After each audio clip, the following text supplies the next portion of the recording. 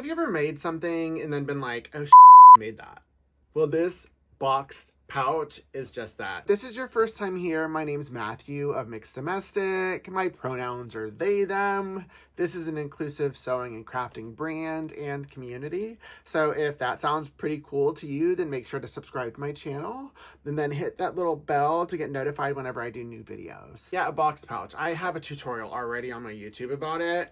But this one was made from a woven panel, and I did some binding in the lining. I've never made a boxed pouch or anything like this with a woven panel, and I use the standard sized weave that I do when I just feel like getting in my zen for a couple hours to like sort through some stuff, and that's why I have a stack of them everywhere. So I am going to try to come up with a lot of more single panel woven projects because I love to weave, and weaving is amazing. And look, it's so beautiful. Look, I did binding in the lining. I'm going to show you how to make this. Whether you want to use a woven panel or not, it's definitely a next level project that's a lot simpler than you think. So for this boxed pouch, I have the lining fabric and this panel, which is roughly 16.5 by 13 inches. That's just what the panel size was. But since this isn't a specific pattern, I'm going to show you the process. You can use any size that you'd like. Then I have a zipper that is a little bit longer than the side where I'm going to place the zipper. I have some extra strips from my weave that I'm going to use for some of the internal binding. And then I have the zipper pull that I'm going to attach later. Since this is a Patterns by Annie zipper, I'm going to separate it and then bring it back together later. That's why I love these zippers. Now, we all know I love me some Wonder Tape to install zippers. This is a temporary fusible heat set tape that washes out after one wash that I'm going to use to affix the zipper to the lining and the exterior at the same time. And then it's easier to remove when it's a little hot still. Where the ridge is, that's the top, and so this is the bottom. Attach it right here, heat set it. One more strip of Wonder Tape. And then I will attach one side of the panel, the woven panel. Make sure all of the raw edges line up. I'll do the same to the other side and then take this over to my sewing machine and sew both of these up. I've attached my zipper foot, and now I'm just going to sew right along here as close as I can.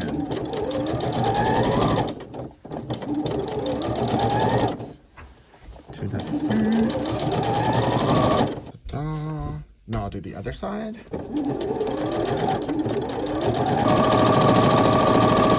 So now I'm just going to turn this right side out as is, and then press where the zipper is and top stitch that section before I construct the box pouch. Press both sides in place, like here. And as you can see, the outside naturally goes closer to the zipper, which is fine. And then pull this as taut as possible. I am going to clip this just to keep it taut and take it over and top stitch right here. Now I've put the regular foot back on, and it's about 1/4 of an inch, and between 1/4 of an inch and 1/8 of an inch from this edge. Going to increase the stitch length to 2.6.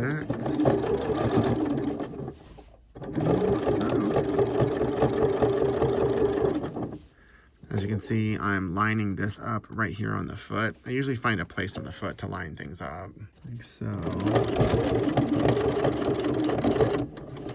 And then this isn't even touching the zipper, that's why the zipper foot isn't needed. Show you the gorgeous top stitch, And it just holds this down so it doesn't open and get bulky right on the zipper.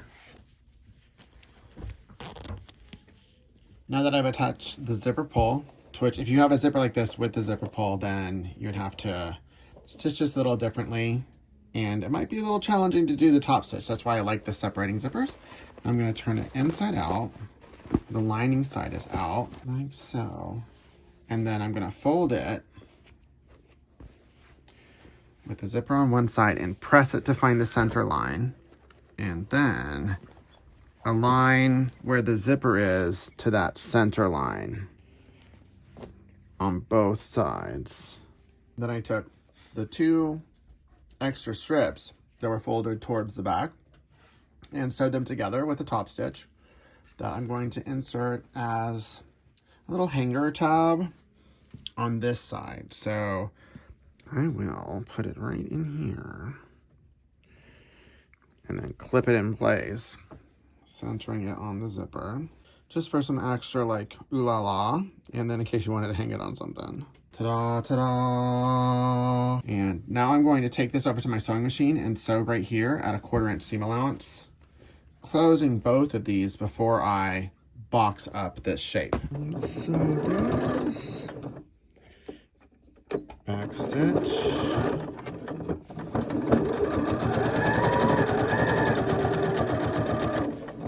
I'm about to sew over the zipper and then I'll trim this, but since it's a polyester zipper, it should go over no problem, but still I'm gonna do it a little slow. Perfect.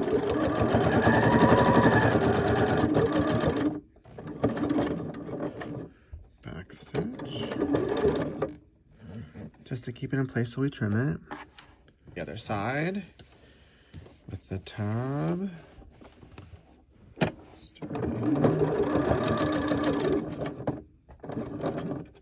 Trim this right here. And then I'm going to cut a square in the 4 corners and measure it from the seam line. Since there's no stitch right here, it's going to be from the stitch line to this raw edge. Let's make it 1.5 inches, like that.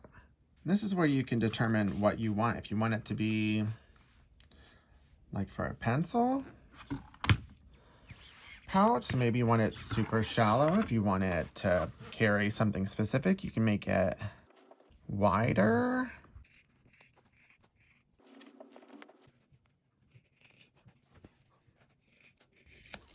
Ta-da! I'm gonna do that on all 4. So this is what it looks like here before I will go like this to these corners, which is gonna square off all this goodness. I'm going to bind this using one of these extra strips. Essentially, it's a 2-inch strip that's folded to the back, like so. And I'm just gonna put it here and then top stitch it here just to make it cute on the inside and give it a little bit of extra structure. Then I'll come back and I'll open these. Hello, how are you? To square it off. Just make sure that the zipper's open, otherwise you won't be able to turn it right side out. First thing I'm gonna do is line up one of the raw edges here. So I open it up. Then I'm gonna sew this at a 1/2 inch seam allowance. I will backstitch here.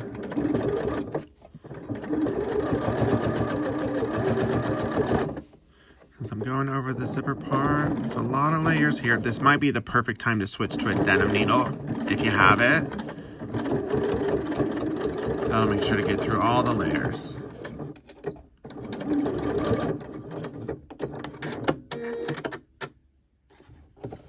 Okay, now it's there.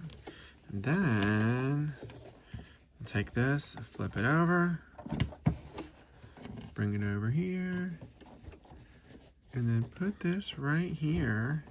If you wanted to baste it and go to town, have fun with that. And I haven't switched my needle. This is still universal needle, and it's doing good so far. This amazing Burnett machine. It's kicking by. Back stitch. This is just to make it cleaner and prettier on the inside. Ta-da, ta-da, see? And then I caught that backside.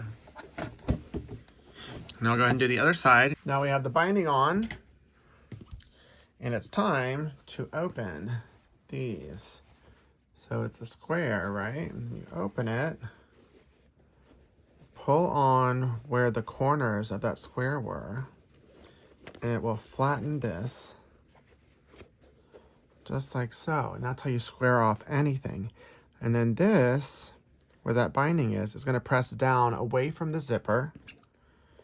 And then I'm just gonna clip it, the heavy duty clip. Like so. I'm gonna do that to each of the 4 corners. pull on where the corner is, right here. Go away from the zipper with this one, see? Like so. Clip it again, see? That's what it's gonna look, this is what it's gonna look like. I'm gonna sew here with the same seam allowance, and then bind it, and then turn it right side out. So this first one, let's go. Back stitch.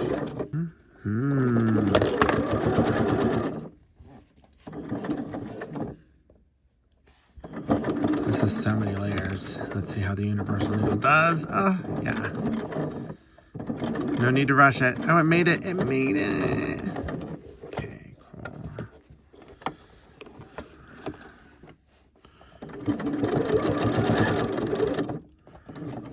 And for here, now what I'm going to do, lift the needle, and I am just going to keep going a couple times, back and forth, just to super secure this. Yeah, so let me just show you. I'm going to switch to a denim needle here. How I skip some stitches, it's going to happen if you're not using the right needle. So if this occurs, make sure to get to the denim needle. Denim needle has it's a thicker needle with a bigger hole, and it's super sharp, so it's going to get through all of this. Okay, now I zoomed in. See, this is a universal. See? That is a denim needle. Bull, bull, bull. Yeah, it's like night and day. Universal denim. The denim's gonna get through everything. Sewing with a denim needle.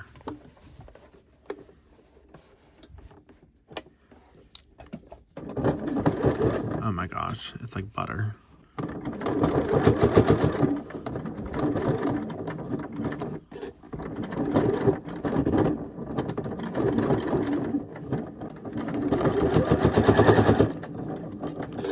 Okay, flip it over.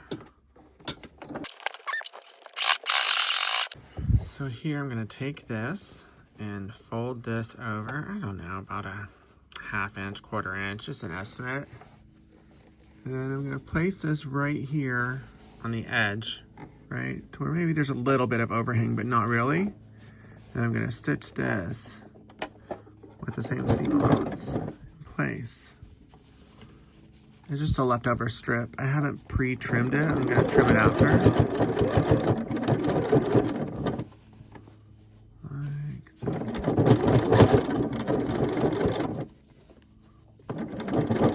When I get to the end, I will backstitch. And then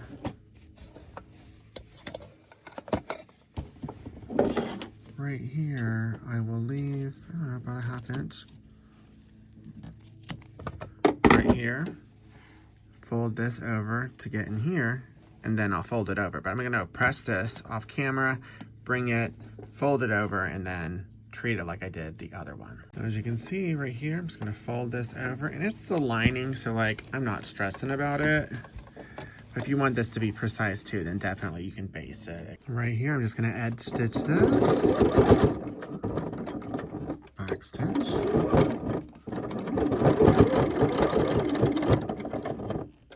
Back stitch.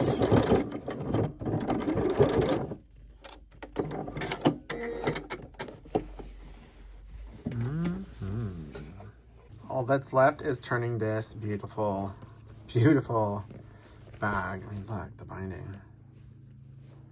Gorgeous. Turning this right side out. And the binding will help make the corners super crispy. See? Oh, wow, super crispy.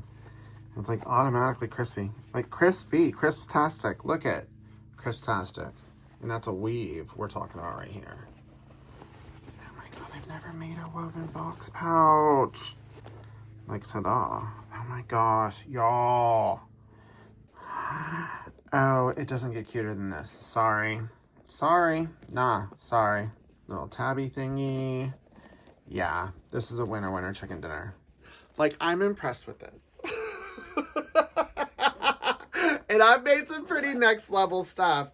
But the reason I think that it's blowing my mind is because the panel itself was kind of like okay to me. I wasn't getting the feels. I loved the process, but it was kind of basic when I compared it to a lot of my other panels. But no, it's gorgeous. it looks like a patchwork zipper pouch that took a long time to piece all of these itty bitty pieces together. So I hope that you liked my tutorial because I'm planning on doing more woven projects. If you haven't checked out my book yet, I have a fabric weaving book that I'll put a link to it in the profile so that you can make the 12 projects in there and any other projects that I come up with.